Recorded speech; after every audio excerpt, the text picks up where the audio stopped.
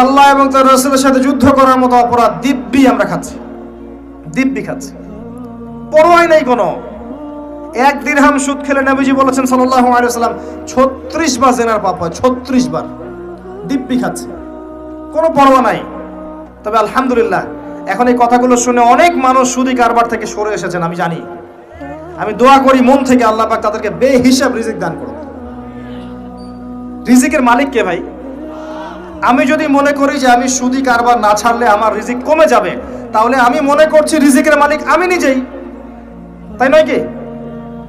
আল্লাহর উপর তাওয়াক্কুল করে ছেড়ে দিয়ে দেখেন, আল্লাহ পাক আপনার জন্য আসমান জমিনের বরকতের দরজা খুলে দেবেন ইনশাআল্লাহ।